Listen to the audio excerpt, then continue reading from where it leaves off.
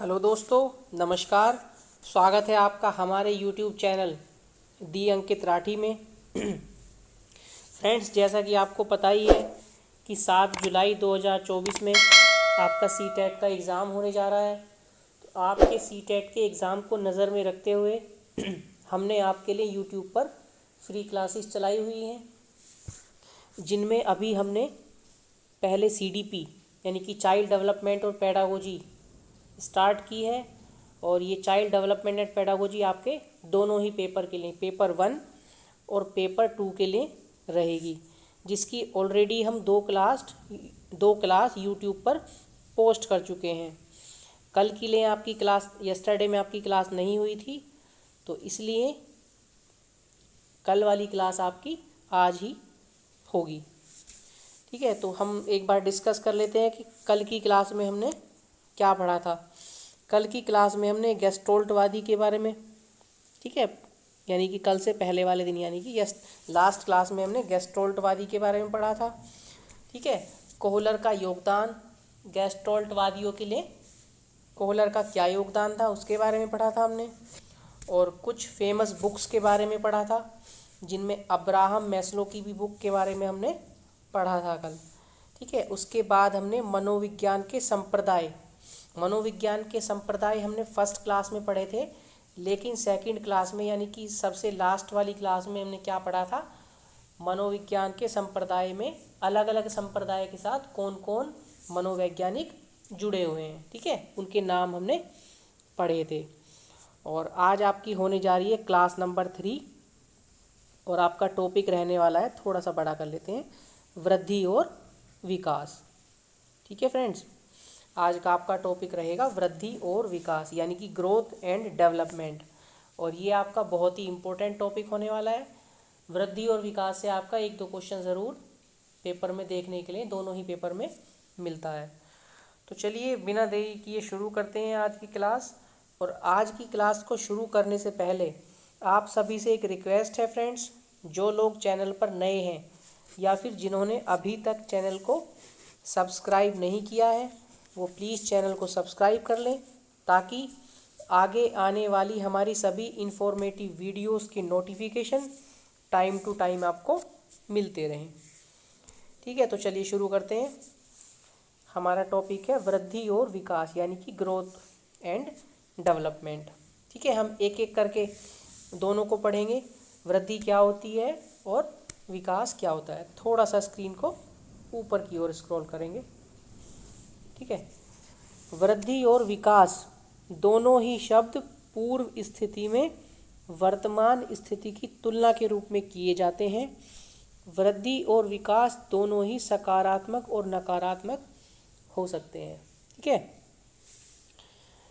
हम वृद्धि और विकास के बारे में क्या समझते हैं कि पहले टाइम से वर्तमान समय की तुलना के रूप में इनको देखा जाता है। और वृद्धि और विकास दोनों ही शब्द कैसे हो सकते हैं, पॉजिटिव भी हो सकते हैं और निगेटिव भी हो सकते हैं। ठीक है, चलिए अब इनमें मेन डिफरेंस देखते हैं, वृद्धि और विकास में क्या अंतर है। थोड़ा सा स्क्रीन को ऊपर की ओर स्क्रॉल करेंगे। हाँ, अब देखते हैं सबसे पहले वृद्धि क्या होती है। वृद्धि शारीरिक होती है। ठीक है, जो आपकी बॉडी होती है, शरीर होता है, उसमें जो चेंजेस होते हैं उसको वृद्धि बोलते हैं। ठीक है, वृद्धि विकास का एक अंग है। जो डेवलपमेंट है, विकास, उसी का एक अंग है वृद्धि। ठीक है, वृद्धि सतत प्रक्रिया नहीं है। वृद्धि सतत प्रक्रिया नहीं है, इस लाइन का मतलब है कि वृद्धि कंटिन्यू नहीं चलती। एक समय ऐसा आता है जहाँ पे आके वृद्धि इंसान की रुक जाती है। ठीक है, किसी भी जीव की वृद्धि रुक जाती है। नेक्स्ट लाइन पढ़ेंगे, वृद्धि संरचनात्मक या मात्रात्मक होती है। ठीक है, संरचनात्मक या मात्रात्मक का क्या मतलब है। संरचनात्मक और मात्रात्मक का मतलब है फ्रेंड्स कि उसको बताया जा सकता है माप के। ठीक है, उसको माप के बताया जा सकता है। नंबर 5 पॉइंट, वृद्धि के लिए विकास आवश्यक नहीं है। मतलब ये है कहने का कि विकास हो या ना हो, ठीक है, उसका इफेक्ट वृद्धि पर नहीं पड़ता। वृद्धि अपने अकॉर्डिंग चलती रहती है। ठीक है, चलिए अब देख लेते हैं विकास के बारे में, कुछ पॉइंट देखेंगे विकास क्या होता है। थोड़ा सा स्क्रीन को बड़ा कर लेंगे।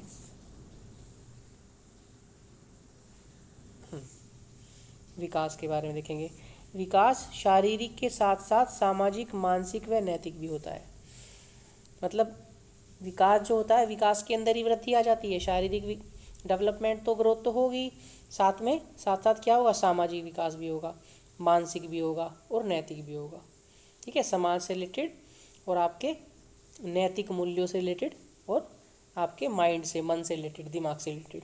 ठीक है, विकास संपूर्णता का सूचक है। संपूर्णता का सूचक है, इसका मतलब ये है कि विकास जो होता है, विकास होने के बाद इंसान जो होता है कंप्लीट हो जाता है, उसके अंदर उसका कंप्लीट डेवलपमेंट हो जाता है, वृद्धि भी और विकास भी। जब विकास होता है संपूर्णता का सूचक है, जबकि वृद्धि संपूर्णता का सूचक नहीं है। विकास सतत चलने वाली प्रक्रिया है। सतत चलने वाली प्रक्रिया मतलब विकास कंटिन्यू चलता है, विकास रुकता नहीं है। जबकि वृद्धि क्या होती है, एक निश्चित समय पे रुक जाती है, लेकिन विकास चलता रहता है। जैसे कोई बच्चा बड़ा हो जाता है, बड़ा होने के बाद यंग हो जाएगा, यंग होने के बाद वृद्ध हो जाएगा, वृद्ध होने के बाद भी विकास चलता रहता है। ठीक है, जबकि वृद्धि एक स्टेज पे आके रुक जाएगी। क्लियर। चलिए थोड़ा सा आगे चलते हैं। विकास मात्रात्मक, एक सेकेंड, विकास मात्रात्मक व गुणात्मक होता है, जबकि वृद्धि क्या होती है, वृद्धि क्या होती है, केवल मात्रात्मक होती है, मात्रात्मक या संरचनात्मक होती है। लेकिन विकास मात्रात्मक के साथ साथ गुणात्मक भी होता है। ठीक है, ये पॉइंट्स एग्जाम में पूछ ली जाते हैं, तो इनको अच्छे से ध्यान रखेंगे। बिना वृद्धि के भी विकास हो सकता है। बिना वृद्धि के विकास कैसे होगा, मान लीजिए कोई व्यक्ति है और उसकी हाइट नहीं बढ़ रही है। ठीक है, उसके शारीरिक अंगों की वृद्धि नहीं हो रही है, लेकिन विकास फिर भी होगा उसका। मान लीजिए उसको समाज का भी ज्ञान हो जाएगा। ठीक है, उसके माइंड भी उसका डेवलप होगा, तो मन से वो छोटा नहीं रहेगा, केवल शरीर उसका वृद्धि नहीं करेगा, लेकिन सामाजिक विकास भी उसका होगा, मानसिक विकास भी होगा, नैतिक भी होगा। इस बात का ये मतलब है कि बिना वृद्धि के भी विकास हो सकता है, बिना वृद्धि के भी। ठीक है, नंबर 6 पॉइंट, विकास सिर से पैर की ओर होता है। ठीक है, ये वाला पॉइंट भी याद रखेंगे। सिर यानी कि ऊपर से लेके विकास नीचे तक होता है, यानी कि टॉप टू बॉटम। ठीक है, टॉप टू बॉटम क्या होता है, टॉप टू बॉटम विकास यानी कि डेवलपमेंट सर से पैर की ओर होता है। अब इसके फ्रेंड्स कुछ विकास के कुछ सिद्धांत हैं, लगभग 12 सिद्धांत हैं, वो भी हम एक एक करके देखेंगे। एक एक दो लाइन में हमने लिखा हुआ है उनको। ठीक है, पहला सिद्धांत क्या है विकास का, निरंतरता का सिद्धांत। अब ये निरंतरता का सिद्धांत क्या होता है, विकास निरंतर चलने वाली प्रक्रिया है। ये बात हमने आपको पहले ही बताई है, थोड़ी देर पहले ही, कि विकास एक कंटिन्यू निरंतर चलने वाली प्रक्रिया है, विकास रुकता नहीं है। एक एज आने पे, एक टाइम आने पे विकास नहीं रुकता, विकास जीवन पर्यंत चलता रहता है, पूरी लाइफ चलता रहता है। यह कभी नहीं रुकता, देखो लिखा हुआ है कभी नहीं रुकता, यह मृत्यु तक चलता है, यह जीवन पर्यंत चलता है। ठीक है, जन्म से लेके मृत्यु तक चलता है। क्लियर हो गई। चलिए नेक्स्ट देख लेते हैं, व्यक्तिगत का सिद्धांत। प्रत्येक बालक का विकास दूसरे से अलग होता है। व्यक्तिगत का मतलब कि हर बच्चा जो होगा उसका विकास ऐसा नहीं है कि हर बच्चे का विकास सेम होगा, हर बच्चे का विकास दूसरे से भिन्न हो सकता है। ठीक है, और अपने ढंग का होता है, अलग होता है, एक जैसा नहीं होता। ये सिद्धांत का मतलब है। चलिए नेक्स्ट देख लेते हैं, थोड़ा सा स्लाइड को ऊपर की ओर मूव करेंगे। ये हो गया परिमार्जिता का सिद्धांत। फ्रेंड्स ये क्या होता है, विकास को सुधारा जा सकता है। ठीक है, बदला या रोका नहीं जा सकता। जब विकास होता है बच्चे का तो उसको सुधारा जा सकता है। ठीक है, उसको सही किया जा सकता है। यदि गलत दिशा में विकास हो रहा है तो उसको सही किया जा सकता है। मान लीजिए कोई बच्चा है और वो गलत एटमॉस्फेयर में उसको रखा हुआ है बच्चे को, तो क्या करेगा, वो गलत चीज़ें सीखेगा, चोरी सीख जाएगा, झूठ बोलना सीख जाएगा। तो उसको सुधारा जा सकता है, उसको अच्छा वातावरण देके सुधारा जा सकता है, उसको बदला नहीं जा सकता। ये नहीं है कि कोई चीज़ उसके अंदर से बुराई ले ली और उसके अंदर अच्छाई डाल दी, ऐसे चेंज नहीं किया जा सकता और उसको रोका भी नहीं जा सकता। ठीक है, किसको? विकास को, डेवलपमेंट को रोका नहीं जा सकता, वो कंटिन्यू चलता रहता है। चलिए नेक्स्ट देख लेते हैं। अनुक्रमिकता का सिद्धांत विकास का एक क्रम होता है।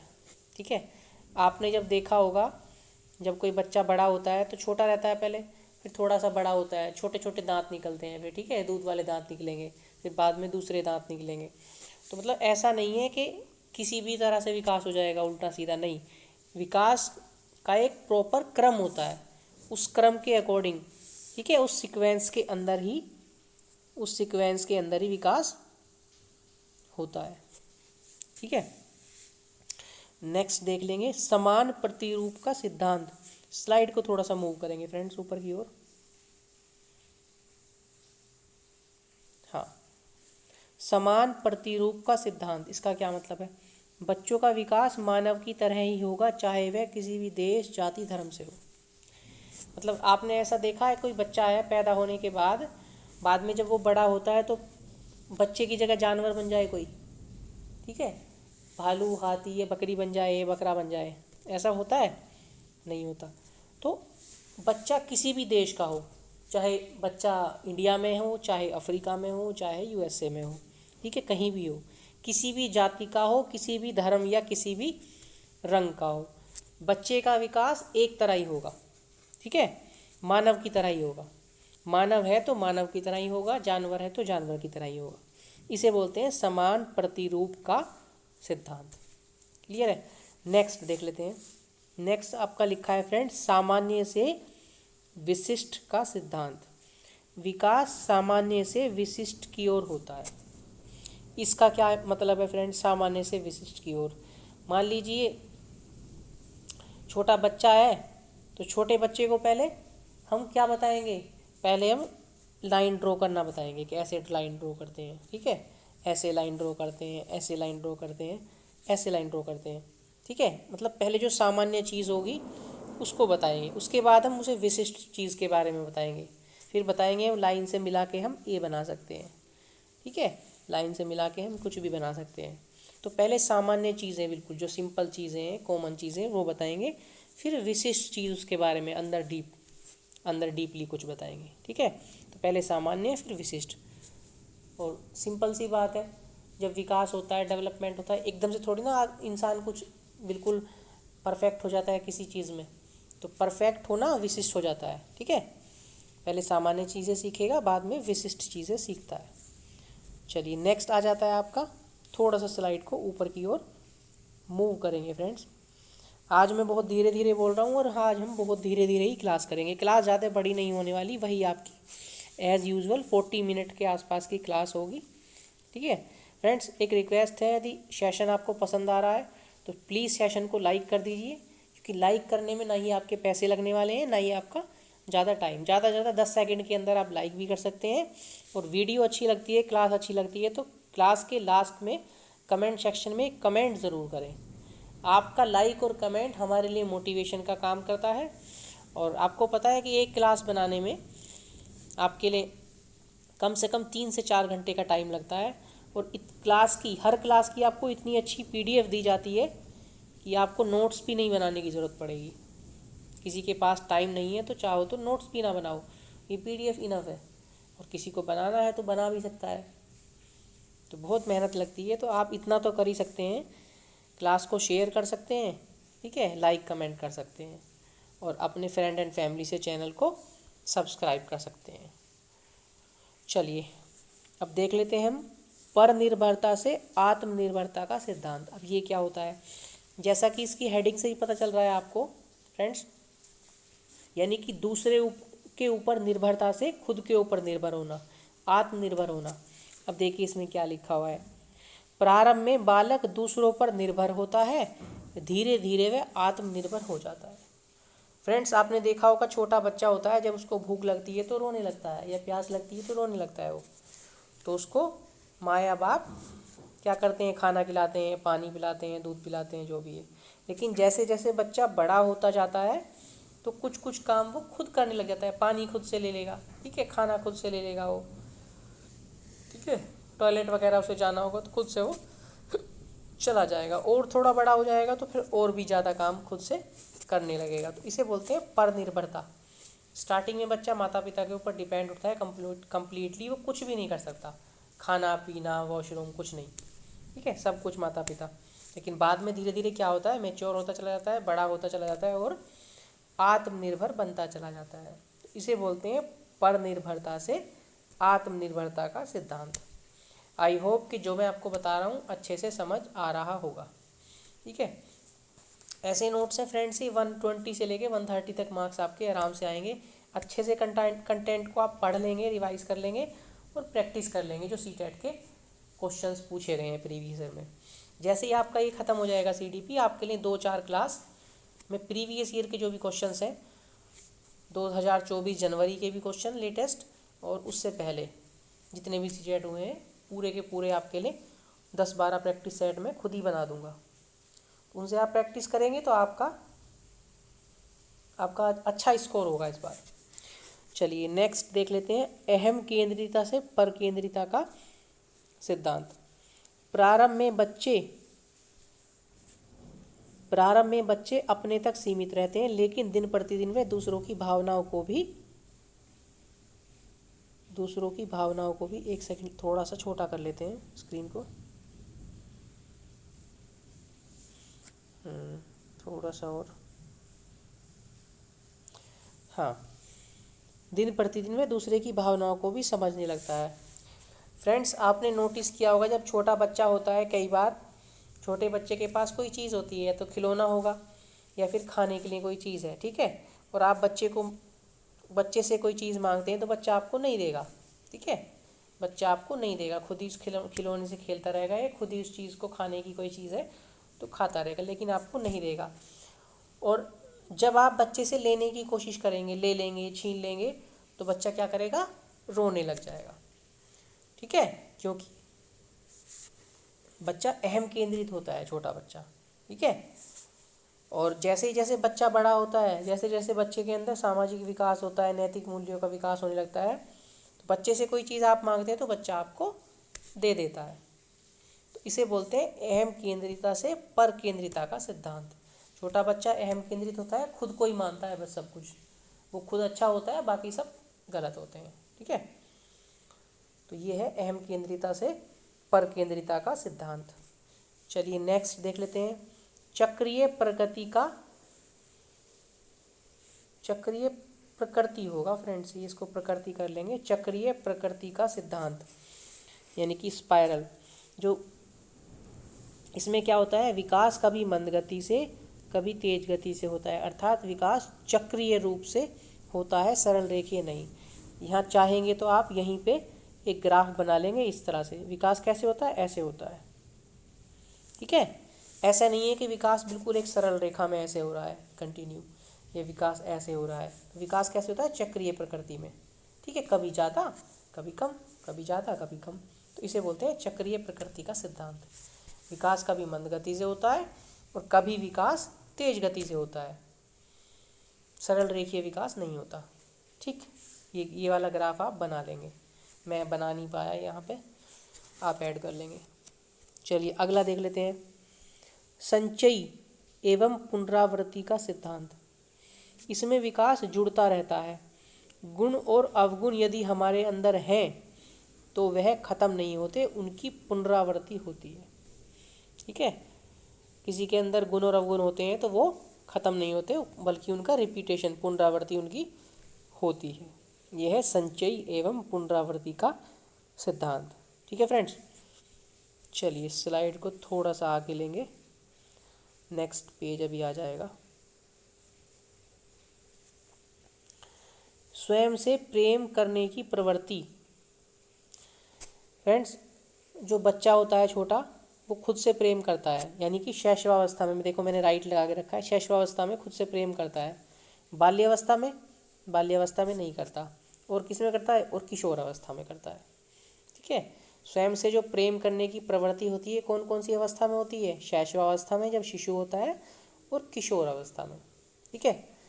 नोट, स्वयं से प्रेम करने की प्रवृत्ति को नार्सिसिज्म बोलते हैं। ठीक है, इंग्लिश में भी लिख लेंगे नार्सिसिज्म। ठीक है, नार्सिसिज्म, स्वयं से प्रेम करने की प्रवृत्ति को नार्सिसिज्म बोलते हैं। ठीक है फ्रेंड्स, ये प्रावर्ती लिखा गया, प्रवृत्ति आप कर लेंगे इसको। ठीक, चलिए थोड़ा सा आगे चलते हैं, 2 सिद्धांत और बचे हैं इसमें। हाँ, अब आ जाता है आपका वंशानुक्रम और वातावरण की अनुक्रिया का सिद्धांत। ये क्या होता है? विकास वंशानुक्रम और वातावरण के गुणनफल का परिणाम है, योगफल का नहीं। जो विकास होता है आपके वंशानुक्रम यानी कि हेरिडिटी, और वातावरण यानी कि एटमॉस्फेयर का गुणनफल, उनके गुणनफल का परिणाम, रिजल्ट है, योगफल का नहीं। ठीक है, वंशानुक्रम विकास की सीमा प्रदान करता है। जो हेरिडिटी है, वंशानुक्रम है, वो विकास की सीमा बताता है कि ये विकास की सीमा, यहाँ तक विकास होना है। और वातावरण उसी सीमा में रहकर विकास के अवसर प्रदान करता है। वातावरण क्या करता है? एटमॉस्फेयर उस सीमा के अंदर रहकर जो हेरिडिटी यानी कि वंशानुक्रम ने प्रदान की है, विकास के अवसर प्रदान करता है बच्चे के लिए। ठीक है, विकास करने के लिए अवसर, चांस पैदा करता है, प्रदान करता है। ठीक है, इसे बोलते हैं वंशानुक्रम और वातावरण की अनुक्रिया का सिद्धांत। कुछ हेरिडिटी गुण मिलते हैं बच्चे को और कुछ एटमॉस्फेयर मिलता है, तो उनमें क्या करता है बच्चा? अनुक्रिया करता है, सीखता है। ठीक है, अनुक्रिया एक पॉजिटिव वर्ड है। टैग वर्ड्स की जब वीडियो आपके लिए बनाएंगे तो उसमें याद रखेंगे, अनुक्रिया जो वर्ड है पॉजिटिव टैग वर्ड है, आपके बहुत काम आने वाला ये वर्ड। चलिए लास्ट वाला देख लेते हैं, नंबर 12। लास्ट वाला सिद्धांत क्या है? निश्चित एवं पूर्ण कथनीय विकास का सिद्धांत। ये क्या है फ्रेंड्स? निश्चित एवं पूर्व कथनीय विकास का सिद्धांत। इसमें फ्रेंड्स 2 सिद्धांत इसमें आते हैं। ठीक है, इसमें 2 सिद्धांत आते हैं। कौन कौन से? एक तो मस्तकोद्मुखी और एक निकट दूर का सिद्धांत। अब मस्तकोद्मुखी क्या होता है फ्रेंड्स? मस्तिष्क से पैर की तरफ विकास होता है, टॉप टू बॉटम। ये मैंने आपको बताया ही था, विकास कैसे होता है? टॉप टू बॉटम, सर से पैर की ओर। तो इसमें क्या लिखा है? मस्तिष्क, मस्तकोद्मुखी का मतलब है मस्तिष्क से पैर की तरफ, आपके दिमाग से यानी मस्तिष्क से पैर की तरफ विकास होता है। ठीक है, और दूसरा क्या है? निकट दूर। निकट दूर मतलब पहले निकट का फिर दूर का। हृदय के नज़दीक वाले अंगों का विकास पहले, इसका तो मतलब हो गया निकट, और फिर बाद में लिखा है दूर फ्रेंड्स, बाद में दूर लिखा है ना, तो इसका मतलब हो गया दूर वाले अंगों का बाद में होता है। यानी निकट दूर सिद्धांत क्या हो जाता है? हृदय के नज़दीक वाले अंगों का विकास पहले, ठीक है, और हृदय के दूर वाले अंगों का विकास बाद में होता है। क्लियर है फ्रेंड्स?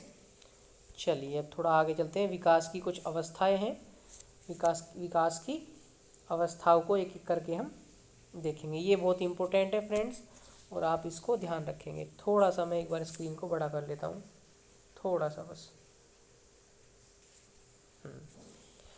फ्रेंड्स, विकास की कौन कौन सी अवस्थाएं हैं? विकास की 4 अवस्थाएं होती हैं।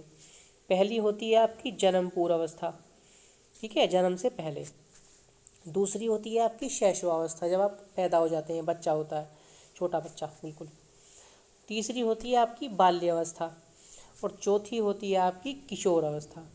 ठीक है, जन्म पूर्व अवस्था कब से कब तक मानी जाती है? कब से कब तक मानी जाती है? जन्म तक, जब तक बच्चा पैदा नहीं होता है, यानी कि 40 हफ्ते कह सकते हैं। जो प्रेगनेंसी वाला पीरियड होता है पूरा, उसको जन्म पूर्व अवस्था बोलते हैं, 40 हफ्ते। ठीक है, या फिर ये कह सकते हैं 9 मंथ्स और 10 डेज। ठीक है, आपसे बताऊं तो 280 डेज़ का होता है लगभग, और 280 डेज़ को हम 30 से डिवाइड करेंगे तो 280 मैंने गलत लिख दिया है, 40 हफ्ते यानी 40 इंटू 7, हाँ 280 होता है फ्रेंड्स। ठीक है, 280 डेज़ होते हैं। डेज़ में लिखना चाहो तो 280 डेज़ का जो प्रेगनेंसी पीरियड होता है। अच्छा, अब आ जाती है आपकी शैशवावस्था। शैशवावस्था क्या होती है? जन्म से लेके 2 वर्ष तक। या किसी किसी बुक में लिखा हुआ है 0 से 5 वर्ष तक। बुक में नहीं, किसी किसी मनोवैज्ञानिक ने 0 से 5 वर्ष तक भी माना है।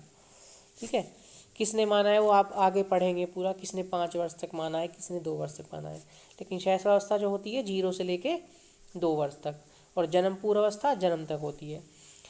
फ्रेंड्स, थर्ड आ जाती है आपकी बाल्यावस्था। बाल्यावस्था कब होती है? 2 से लेके 12 वर्ष तक। ठीक है, 2 से लेके आपकी 12 वर्ष तक हो जाएगी, या कोई कोई मनोवैज्ञानिक मानता है कि 5 से लेके 12 वर्ष तक होती है। ठीक है, अब आ जाती है आपकी किशोर अवस्था। वो हो जाती है आपकी 12 से लेके 18 वर्ष। ठीक है, या फिर कह सकते हैं कि 13 से लेके 18 वर्ष। ठीक है फ्रेंड्स, क्लियर है? चलिए, चारों अवस्थाओं के बारे में एक एक करके हम अब पढ़ेंगे। सबसे पहले आ जाती है आपकी प्रसव पूर्ण अवस्था, यानी कि प्रीनेंटल स्टेज, जन्म से पहले की जो अवस्था होती है। ठीक है, उसमें उसको हम फ्रेंड्स 9 मंथ का टोटल प्रेगनेंसी का पीरियड होता है, तो उसको हम 3-3 महीने के पीरियड में बांट लेते हैं। थोड़ा छोटा कर लेंगे स्क्रीन को, 3rd नंबर भी था इसमें। चलिए, तो इसमें जो पहली वाली अवस्था है प्रसव पूर्ण अवस्था, उसमें उसको 3-3 महीने में हम बांट लेते हैं। तो पहले जो 3 महीने होते हैं वो होती है अंकुरण अवस्था। अंकुरण अवस्था, इसमें क्या होता है? इसमें वृद्धि से ज़्यादा विकास होता है। ठीक है, बच्चे की वृद्धि कम होती है, शरीर वृद्धि मतलब शरीर का बढ़ना, शरीर कम बढ़ता है इसमें डेवलपमेंट ज़्यादा होता है बच्चे का। पहले जो 3 महीने होते हैं उसको क्या बोलते हैं? अंकुरण अवस्था। हम पढ़ रहे हैं प्रसव पूर्ण अवस्था, जन्म से पहले की अवस्था में पहली वाली है अंकुरण अवस्था, पहले 3 मंथ। उसके बाद वाले 3 मंथ उसे बोलते हैं फ्रेंड्स भ्रूण अवस्था। कौन सी? भ्रूण अवस्था। यह 3 प्रकार के होते हैं। कौन कौन से? पहली अवस्था होती है इसकी बाल और नखून, यानी कि एक्टोडेरस। पहली अवस्था होती है इसकी एक्टोडेरस। ठीक है, उसमें क्या होता है? बाल और नखून का विकास होता है। ठीक है, चलिए थोड़ा सा सेकंड क्या है इसकी? एक्टोडेरस सेकंड हो जाती है फ्रेंड्स इसकी मीसोडेरस। उसमें क्या होता है? मांसपेशियों का विकास होता है। और थर्ड क्या है इसकी? एडोडेरम। एडोडेरम यानी कि इसमें क्या होता है? आंतरिक अंग बनते हैं इसमें, जैसे कि दिल और फेफड़े बनते हैं। क्लियर है? अब हमने शुरू के 3 महीने पढ़े, उसके बीच बाद वाले 3 महीने पढ़े, 6 महीने पढ़े लिए। उसके बाद आते हैं आपके लास्ट के 3 मंथ्स, उसे बोलते हैं भ्रूण विधि। ठीक है, पहली वाली क्या थी हमारी? अंकुरण। पहली वाली क्या थी? अंकुरण, अंकुरण अवस्था। ठीक है, दूसरी वाली क्या थी? भ्रूण अवस्था। ठीक है, याद रखेंगे, दूसरा और तीसरा एक जैसे नाम लगते हैं। दूसरे में भ्रूण अवस्था, और जो तीसरे लास्ट वाले 3 मंथ की जो अवस्था है उसे बोलते हैं भ्रूण विधि। क्लियर है? भ्रूण विधि, भ्रूण विधि बोलते हैं। भ्रूण विधि में क्या होता है? पहले वाले में क्या होता था? अंकुरण अवस्था में वृद्धि से ज़्यादा विकास होता है। ठीक है, बीच वाली जो अवस्था आती है, बीच वाली अवस्था के 3 पार्ट हैं, उनमें क्या क्या होता है? पहले बाल और नाखून, फिर मांसपेशियाँ, और फिर आंतरिक अंग यानी कि दिल और फेफड़ों का बनना। अब ये लास्ट वाले 3 मंथ की जो अवस्था है भ्रूण विधि, इसमें क्या होता है? विकास से ज़्यादा वृद्धि होती है। बस, पहले वाले में वृद्धि से ज़्यादा विकास, और तीसरे वाले में विकास से ज़्यादा वृद्धि। और बीच वाले में क्या होता है? बीच वाले की 3 स्टेज है, 3 स्टेज हैं। ठीक है, पहली वाली स्टेज में बाल और नाखून बनते हैं, दूसरी वाली स्टेज में मांसपेशियाँ, और तीसरी वाली स्टेज में आंतरिक अंग दिल और फेफड़े बनते हैं। ठीक है, लास्ट वाली स्टेज को बोलते हैं एडोडेरम, बीच वाली को मीसोडेरस, और पहली वाली को बोलते हैं क्या? एक्टोडेरस। ठीक है, आपको दिखाने के लिए बैक किया एक्टोडेरस, जिसमें बाल और नाखून बनते हैं। ठीक है, आई होप कि आपको समझ में आ गया होगा, और एक बार इसका रिवीजन करेंगे आप, आपके माइंड में बैठ जाएगा, फिट हो जाएगा।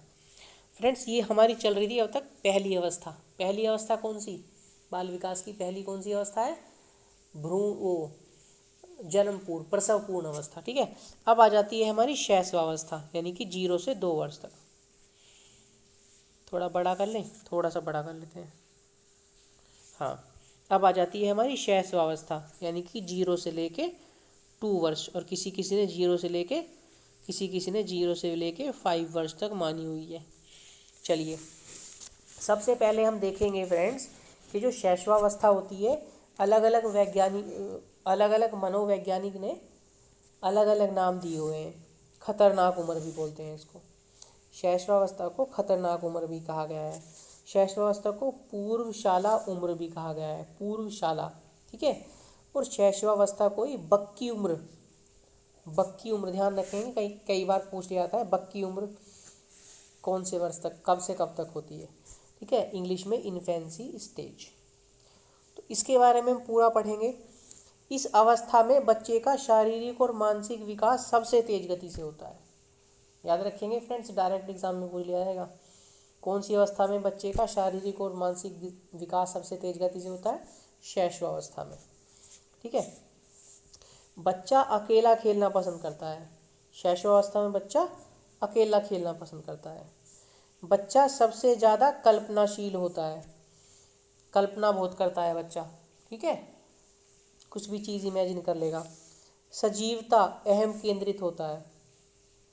सजीवता अहम केंद्रित होता है फ्रेंड्स, इस लाइन का मतलब है कि बच्चा किसी भी चीज़ को सजीव मान लेता है। जैसे कोई खिलौना बच्चे के पास है, हाथी है, हाथी का खिलौना है, तो बच्चा उसको सोचेगा कि हाथी को चोट भी लग सकती है, हाथी खाना भी खाएगा, मतलब सजीव मान लेता है उसको। बच्चे को नहीं पता कि वो केवल ऐसे ही निर्जीव वस्तु है, ठीक है।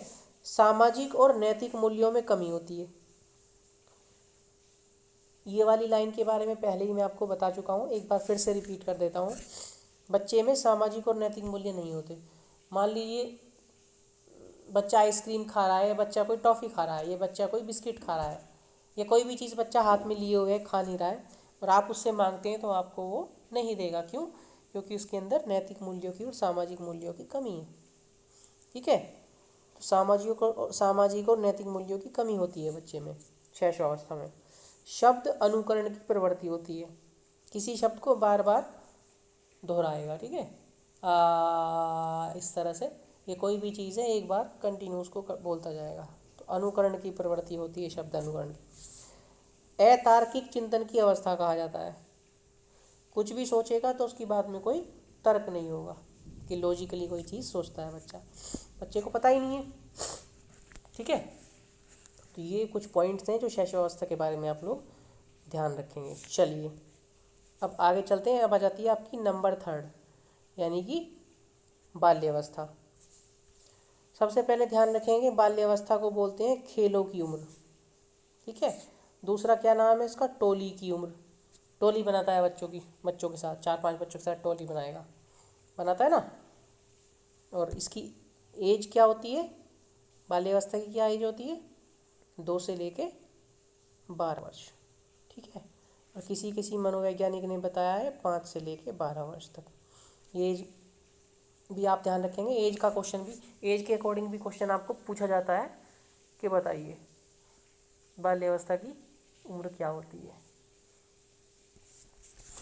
ठीक है। तो इसको गंदी उम्र भी बोलते हैं। बच्चे क्या करते हैं, जाके मिट्टी में खेलने लग जाएंगे, अपने कपड़े गंदे कर लेंगे, खुद भी पूरा धूल मिट्टी में गंदे हो जाएंगे। तो इसको बाल्यावस्था खेलों की उम्र भी बोलते हैं, टोली की उम्र भी बोलते हैं, गंदी उम्र भी बोलते हैं, डर्टी एज, ठीक है। इंग्लिश में बोले तो चाइल्डहुड स्टेज, ठीक है। इसके बारे में एक एक करके पढ़ेंगे। सामाजिक और नैतिक विकास प्रारंभ होना। बच्चे का सामाजिक और नैतिक विकास स्टार्ट हो जाता है होना, यहाँ से, कहाँ से? बाल्यावस्था से। अनोखा काल कहते हैं बाल्यावस्था को, अनोखा काल कहते हैं, अनोखा काल अवस्था कहते हैं। संग्रहण प्रवृत्ति होती है, बच्चा चीज़ों को इकट्ठी करता है। स्फूर्ति की अवस्था होती है, ठीक है। आप बच्चे को बोलेंगे दौड़ के वो चीज़ लाओ, तो एकदम से ला के दे देगा, मतलब एकदम से एक्टिवनेस, स्फूर्ति होती है बच्चे के अंदर। या स्मार्ट एज बोलते हैं इसको, ठीक है। स्फूर्ति की अवस्था या फिर स्मार्ट एज भी बोलते हैं। और गंदी अवस्था तो मैंने आपको शुरू में बता दिया कि गंदी उम्र बोलते हैं, गंदी अवस्था बोलते हैं बाल्यावस्था को, ठीक है। सृजनात्मकता का विकास होता है इसमें। बच्चा छोटा रहता है, कुछ ना कुछ क्रिएटिविटी करता रहता है, पेपर से कुछ बना देगा, पेन से कुछ बना देगा, कोई गाड़ी बना देगा। आपने देखा होगा छोटे बच्चे क्या करते हैं, गाड़ी बना देते हैं, ठीक है। ट्रक बना देते हैं, गाड़ी बना देते हैं, ये एरोप्लेन या कुछ भी पेपर से बना देंगे, कोई फ्लावर बना देंगे। तो क्रिएटिविटी का विकास होता है बाल्यावस्था में, ठीक है।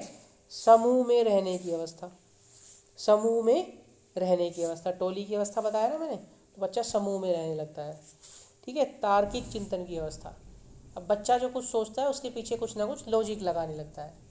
अब फालतू की नहीं बात सोचता, कुछ ना कुछ लॉजिकली सोचता है कि ये ऐसा है तो ऐसा क्यों है। तो तार्किक चिंतन की अवस्था कहते हैं, जबकि शैशवावस्था को अतार्किक चिंतन की अवस्था और बाल्यावस्था को तार्किक चिंतन की अवस्था कहा जाता है। ठीक है फ्रेंड्स, चलिए थोड़ा सा स्लाइड को ऊपर की ओर मूव करेंगे।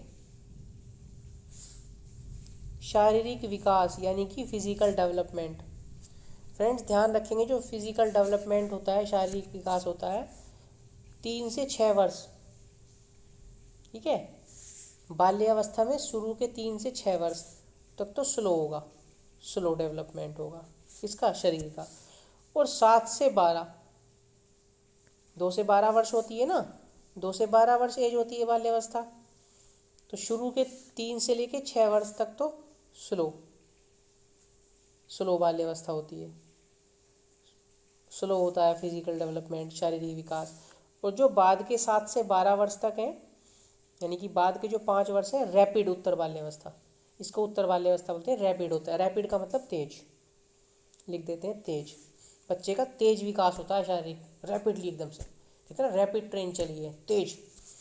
तो शुरू के 3 वर्ष में बच्चे का फिजिकल डेवलपमेंट धीरे होगा और बाद वाले में फास्ट होगा, ये बात याद रखेंगे।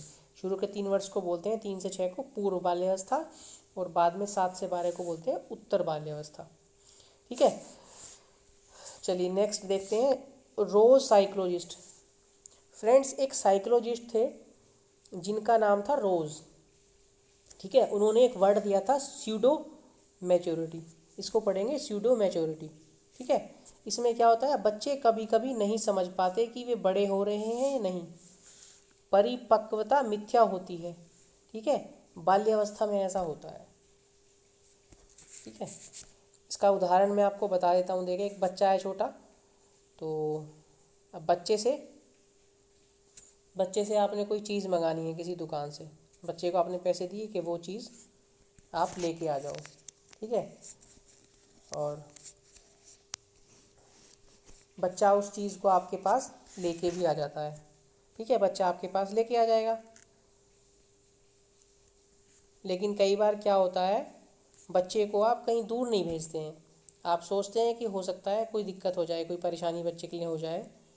तो कई बार बच्चा कंफ्यूज हो जाता है कि बच्चा ये सोचता है कि मैं बड़ा हो भी रहा हूँ कि नहीं, जो पेरेंट्स है विश्वास नहीं कर रहे कि मैं ये काम कर सकता हूँ, तो ऐसा कन्फ्यूजन होता है। तो उसी के लिए जो है ये वर्ड है स्यूडो मैच्योरिटी, परिपक्वता मिथ्या होती है। ठीक है, बच्चे नहीं समझ पाते कि वो बड़े हो रहे हैं कि नहीं हो रहे। बस ये पूछा जाता है कई बार स्यूडो मैच्योरिटी वर्ड किसने दिया था, तो याद रखेंगे आप इनका, रोज साइकोलॉजिस्ट थे, मनोवैज्ञानिक थे, इनका नाम आप याद रखेंगे। फ्रेंड्स 3 अवस्था आपकी कंप्लीट हो गई। ठीक है, अब एक लास्ट बचती है किशोर अवस्था। ठीक है, यानी कि एडोलसेंस स्टेज। एडोलसेंस स्टेज ये होती है आपकी 12 से लेकर 18 वर्ष, या किसी किसी ने 13 से लेकर 18 वर्ष भी बताई हुई है। फ्रेंड्स इसको बोलते हैं स्वर्णकाल, किशोर अवस्था को स्वर्णकाल बोलते हैं। ये क्वेश्चन पूछा गया है सीटेट में, तो याद रखेंगे स्वर्णकाल किस अवस्था को बोलते हैं, किशोर अवस्था को। चलिए पेज, नेक्स्ट पेज पे आपका दिया गया है, थोड़ा सा ऊपर ले लेते हैं। फ्रेंड्स स्टेनली हॉल ने कहा है कि किशोर अवस्था संघर्ष, तूफान, तनाव की अवस्था है। इस अवस्था में वीर पूजा की भावना होती है। फ्रेंड्स ये क्वेश्चन डायरेक्टली पूछा गया है कि किशोर अवस्था को संघर्ष, तूफान और तनाव की अवस्था किसने कहा है, आंसर हो जाएगा स्टेनली हॉल ने। ठीक है, तो इम्पोर्टेंट लिख लीजिए इसके ऊपर, किशोर अवस्था को संघर्ष, तूफान और तनाव की अवस्था किसने कहा है, डायरेक्ट आप लगा देंगे स्टेनली हॉल ने। ठीक है, नेक्स्ट पढ़ते हैं, दोस्तों के साथ सक्रिय रहने की अवस्था है।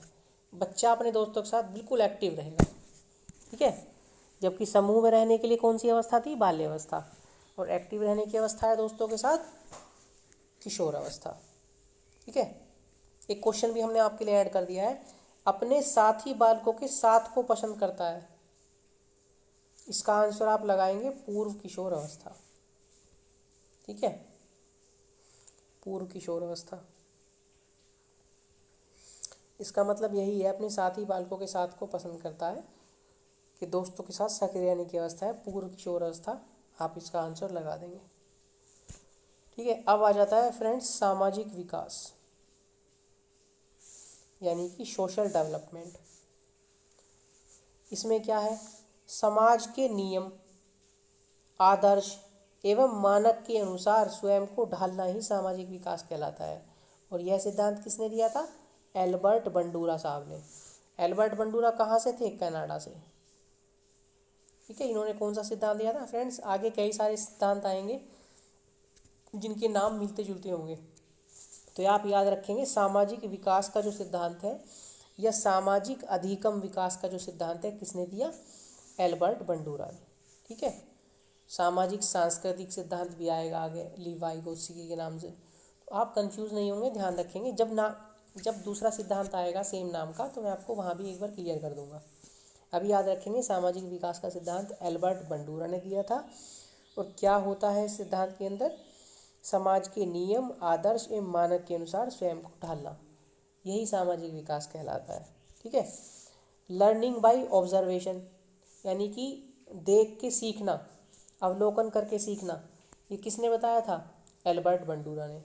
ठीक है, आदर्शवाद का सिद्धांत किसने दिया था? एल्बर्ट बंडूरा ने। इसीलिए मैंने ये एक साथ लिखे हुए हैं ताकि आपको इजीली याद हो जाए। लर्निंग बाय ऑब्जर्वेशन, देख के सीखना, अवलोकन करके सीखना, एल्बर्ट बंडूरा ने दिया था। और आदर्शवाद का सिद्धांत भी एल्बर्ट बंडूरा साहब ने दिया था। ठीक है फ्रेंड्स, ये नोट कर लेंगे। सामाजिक अधिगम का सिद्धांत पोषण यानी कि नर्चर पर बल देता है। ये क्वेश्चन पूछा गया है कि जो सामाजिक अधिगम का सिद्धांत है किस पर बल देता है? वो पोषण पर यानी कि नर्चर पर बल देता है। डायरेक्टली इस पॉइंट को लर्न कर लेंगे यहाँ से। ठीक है, सामाजिक अधिगम का सिद्धांत पोषण यानी कि नर्चर पर बल देता है। चलिए आगे चलते हैं। अब आई थिंक बस थोड़ा ही बचा है। क्वेश्चन मैंने लिख दिया है आपके लिए, साथ के साथ ही एल्बर्ट बंडूरा के सामाजिक अधिगम सिद्धांत के अनुसार निम्न में सही है। मैंने डायरेक्टली लिख दिया फ्रेंड्स, बच्चों को सीखने के लिए मॉडलिंग यानी कि प्रतिरूपण मुख्य तरीका है।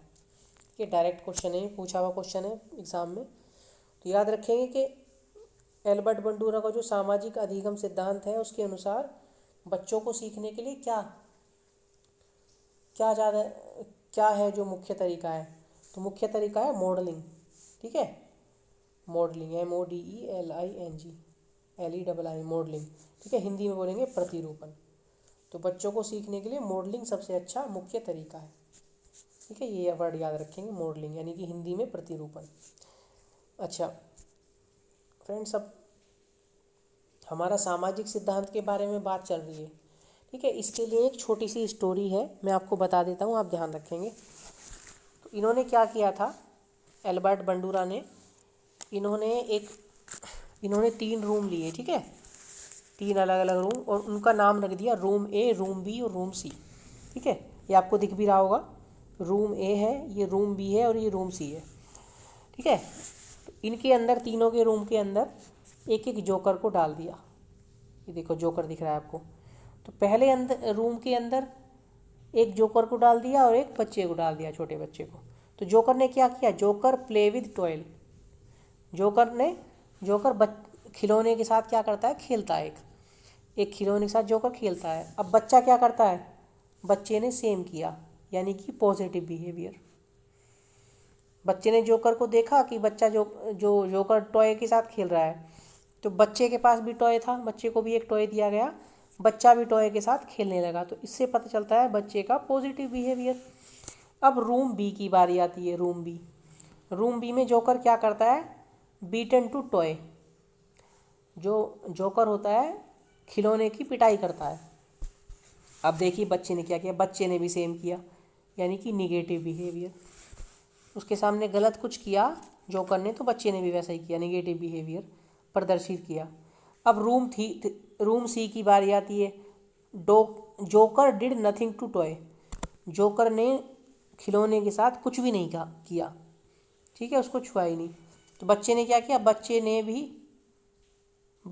भी कुछ नहीं किया, बे लिखा गया, यानी कि न्यूट्रल बिहेवियर, उदासीन बिहेवियर।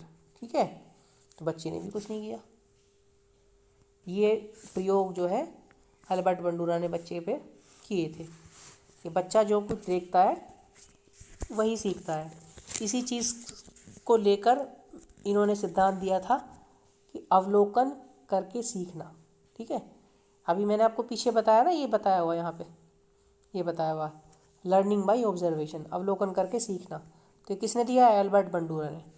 इसी के लिए इन्होंने ये किया था प्रयोग, जोकर और बच्चे के साथ।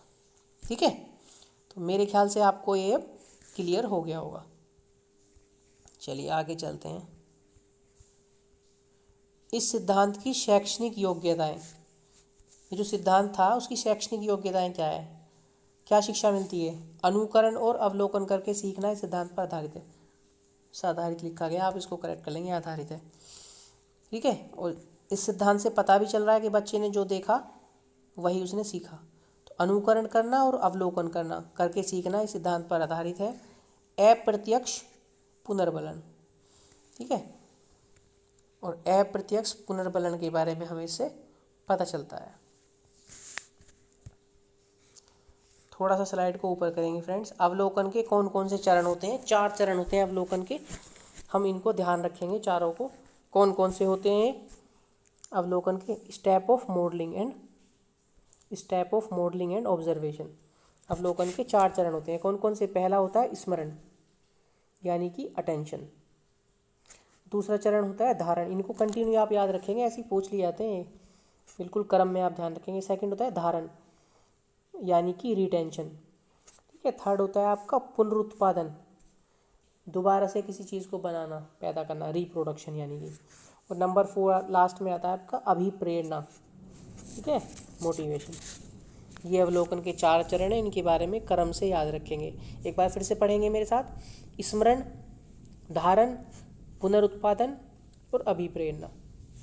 कई बार इन दोनों में कन्फ्यूजन हो जाता है, हम धारण पहले सोच लेते हैं, लेकिन पहले स्मरण, बाद में धारण, फिर पुनरुत्पादन, फिर अभिप्रेरणा, यानी कि अटेंशन, रिटेंशन, रिप्रोडक्शन और मोटिवेशन।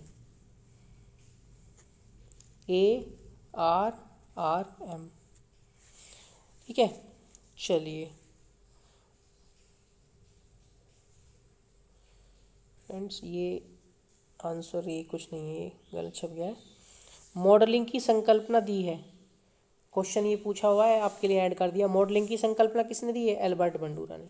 अभी तो पता है कि बच्चों को सबसे सिखाने का सबसे अच्छा मुख्य तरीका क्या है? मॉडलिंग, यानी कि प्रतिरूपण। ठीक है, तो अल्बर्ट बंडूरा ने दी है मॉडलिंग की संकल्पना, याद रखेंगे आप। अब आ जाती है फ्रेंड्स सामाजिक विकास की अवस्था। जो सामाजिक विकास होता है उसकी क्या अवस्था होती है, एक एक करके इसको देखेंगे स्टेप। जन्म के समय बच्चा न सामाजिक न असामाजिक, बिल्कुल सही बात है। जब बच्चा पैदा होता है ना ही तो वो सामाजिक होता और ना ही वो असामाजिक होता, कोरा होता है एकदम, उसको कुछ नहीं पता होता। ठीक है, आगे चलते हैं। 3 मंथ का बच्चा अपनी माँ को पहचानने लगता है। जब बच्चा लगभग 3 महीने का हो जाएगा तो अपनी माँ की उसे पहचान हो जाती है। माँ बच्चे की पहली सामाजिक शिक्षिका होती है। माँ जो होती है बच्चे की पहली सामाजिक शिक्षिका, बच्चे की पहली सोशल टीचर होती है। बिल्कुल सही बात है, सबसे पहले माँ ही बच्चे को कुछ सिखाती है, कुछ भी, एनीथिंग माँ सिखाती है सबसे पहले। ठीक है, 6 वर्ष का बच्चा स्कूल में प्रवेश करता है, स्कूल जाने लगता है और औपचारिक मित्रता करता है, अपने साथ वाले बच्चों के साथ दोस्ती करता है, औपचारिक ऑफिशियल दोस्ती करता है। ठीक है, 6 से 12 वर्ष की स्टेज में समूह का निर्माण करते हैं। बाल्यावस्था, यानी कि बताया मैंने आपको पहले ही कि समूह का निर्माण करेगा बच्चा। समूह की अवस्था, बच्चे अपने समूह में सक्रिय सदस्य हो जाते हैं। जो समूह की अवस्था में ही बच्चे अपने जो ग्रुप होता है उनका बिल्कुल एक्टिव मेंबर हो जाते हैं। कुछ भी कहेगा ग्रुप, उसके लिए तुरंत तैयार हो जाएंगे। हो जाएंगे कि नहीं? हो जाएंगे, तुरंत से तैयार हो जाते हैं। चलिए, उसके बाद 6 से 12 वर्ष की अवस्था में खेल की अवस्था भी कहते हैं। 6 से 12 वर्ष की अवस्था को खेल की अवस्था भी कहते हैं। ठीक है,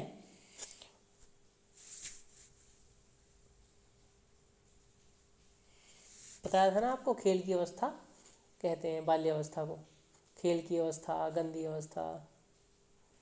ठीक है। 12 से 15 वर्ष की अवस्था में मित्रता समलिंगी तथा मित्रों की संख्या अधिक। जब 12 से 15 वर्ष की एज होगी बच्चे की, मित्रता करेगा समलिंगी।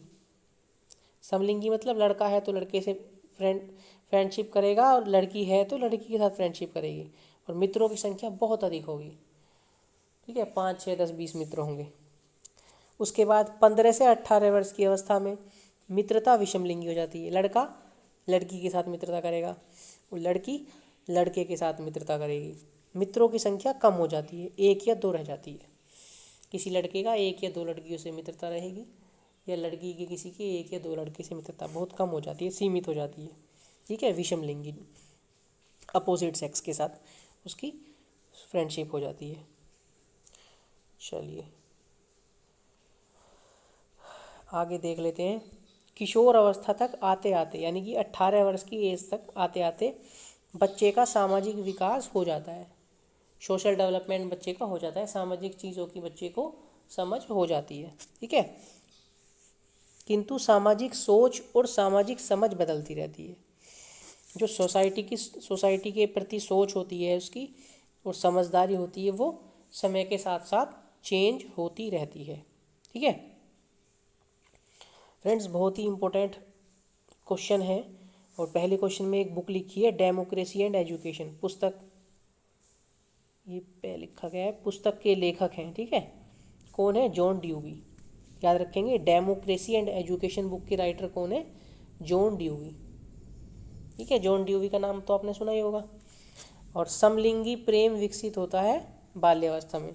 फ्रेंड्स, इसमें थोड़ा सा क्वेश्चन में आपको हो सकता है कन्फ्यूजन लगे, क्योंकि समलिंगी जो प्रेम बताया था मैंने, वो बताया था 12 से 15 वर्ष की एज में बताया था ना, अभी पीछे वाले पेज पे बताया था। और 12 से 15 बाल्यावस्था नहीं है, 12 से 18 होती है किशोर अवस्था, होती है कि नहीं? लेकिन बाल्यावस्था इसका आंसर क्यों लिखा हुआ है? तो इसलिए लिखा हुआ है, कोई कोई क्या करता है, 5 से लेके 15 तक मान लेता है बाल्यावस्था, कोई कोई मनोवैज्ञानिक, इसलिए इसका आंसर बाल्यावस्था हो जाएगा। समलिंगी प्रेम विकसित होता है तो आप आंसर लगाएंगे बाल्यावस्था। ठीक है, चलिए आई थिंक इतना ही था आज। एक क्वेश्चन ये दिया गया है, भाषा विकास के लिए कौन सी अवस्था सबसे संवेदनशील है? तो ये होती है प्रारंभिक बचपन। ठीक है, प्रारंभिक बाल्यावस्था भी कह सकते हैं। भाषा विकास के लिए, जो भाषा का विकास होता है, बच्चा जो बोलता है, उसकी अवस्था में सबसे संवेदनशील, सबसे सेंसिटिव कौन सी एज होती है? प्रारंभिक बचपन, यानी कि प्रारंभिक बाल्यावस्था। क्वेश्चन पूछा जाएगा तो आप तुरंत से याद रखेंगे और उसका आंसर प्रारंभिक बचपन या प्रारंभिक बाल्यावस्था लगा देंगे। आई थिंक इतना ही था। इतना ही था। तो फ्रेंड, छोटी क्लास थी, जैसे कि मैंने आपसे कहा था। तो आज तक आपकी 3 क्लासेस हो गई हैं, और कल आपकी एक क्लास होगी।